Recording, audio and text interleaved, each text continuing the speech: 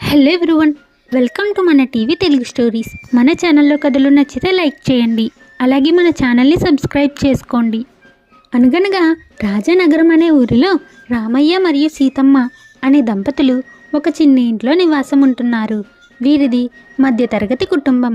రామయ్య ప్రతిరోజు పొలం పని చేస్తూ డబ్బు సంపాదిస్తాడు. ఆ వచ్చిన డబ్బుతో ఇంటికి కావలసిన సరుకులు కొంటూ జీవనం కొనసాగిస్తూ ఉంటారు. వీరికి చిన్ను అనే ఒక కొడుకు ఉన్నాడు. చిన్ను చాలా బాగా చదువుతాడు. క్రమం తప్పకుండా బడికి వెళ్తాడు. సెలవు రోజుల్లో మాత్రం రంగురంగుల రాళ్లను సేకరించడం అంటే చిన్నుకి చాలా ఇష్టం. ఒక ఆదివారం అమ్మా, నేను బయటకు వెళ్ళి స్నేహితులతో ఆడుకుని వస్తా అని చెప్పి చిన్ను వాళ్ళకి దగ్గరలో ఉన్న ఒక అడవిలోకి వెళ్తాడు. రంగురంగుల రాళ్ల కోసం వెతుకుతూ ఉంటాడు.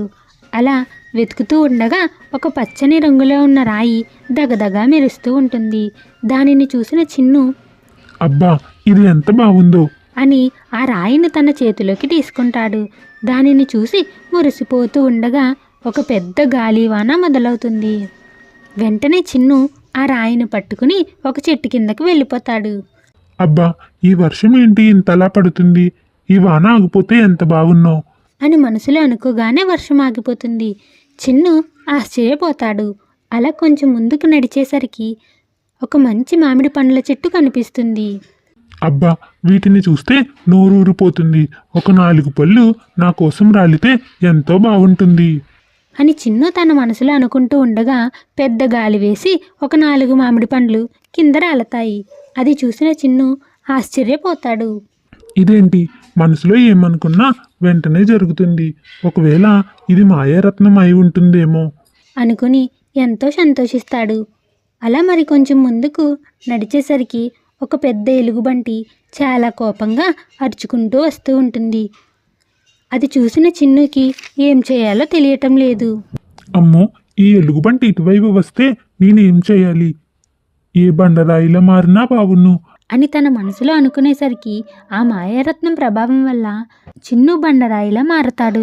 తన దగ్గర ఉన్న ఆ పచ్చరంగు రత్నం ఆ రాయికి కొంచెం దూరంలో పడుతుంది. చిన్ను కోసం ఇంటి దగ్గర వాళ్ళ అమ్మా నాన్న ఎదురు చూస్తూ ఉంటారు. అలా రాత్రి అయిపోతుంది. ఏమండి, మన చిన్ను ఇంకా రాలేదు, నాకేదో భయంగా ఉందండి అదేం లేదు, ఉదయానికల్లా చిన్ను వస్తాడులే అని రామయ్య సీతమ్మకి నచ్చచెప్తాడు. అలా 2 రోజులు గడుస్తుంది. అయినా చిన్ను తిరిగి రాకపోవటంతో సీతమ్మ చిన్నుపై బెంగితో తినటం మానేస్తుంది. సీత, మన చిన్నుకి ఏం కాలేదని నాకు అనిపిస్తుంది. దయచేసి భోజనం చెయ్యి. నువ్వు సరిగ్గా తిని 2 రోజులు అవుతుంది. లేదండి, చిన్ను వచ్చే వరకు నాకు మనశ్శాంతి ఉండదు అని సీతమ్మ అనేసరికి సరే, మనం రేపు అడవికి వెళ్ళి చిన్నుని వెతుకుదాం. అందుకు నీకు ఓపిక కావాలి కదా, అందుకోసమైనా భోజనం చేయి అని రామయ్య నచ్చచెప్పేసరికి సీతమ్మ మరియు రామయ్య ఇద్దరూ భోజనం చేసి పడుకుంటారు. మర్నాడు ఉదయాన్నే లేచి అడవికి బయలుదేరతారు. అలా చాలాసేపు అడవి మొత్తం తిరుగుతూ చిన్ను కోసం వెతుకుతూ ఉంటారు. అయినా చిన్ను ఎక్కడా కనపడిపోయేసరికి చాలా అలసటగా అనిపించి ఒక ప్రదేశంలో ఆగుతారు. పక్కనే ఒక బండరాయి కూడా ఉంటుంది. బండరాయిగా మారిన చిన్నుకి వాళ్ళ అమ్మా నాన్న కనిపిస్తారు.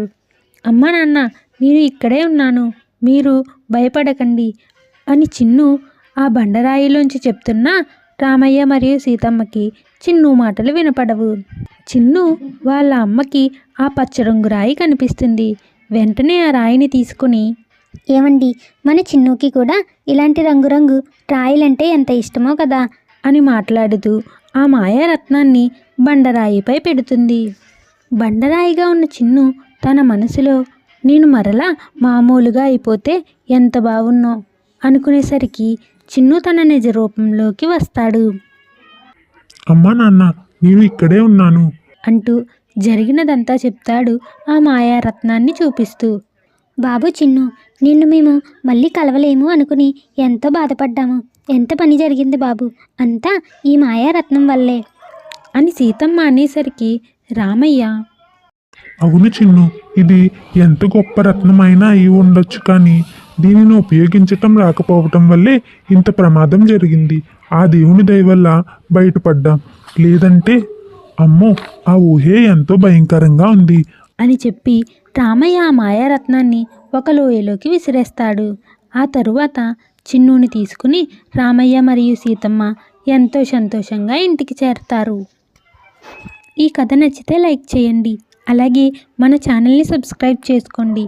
మరొక చక్కటి కథతో మళ్ళీ కలుద్దాం.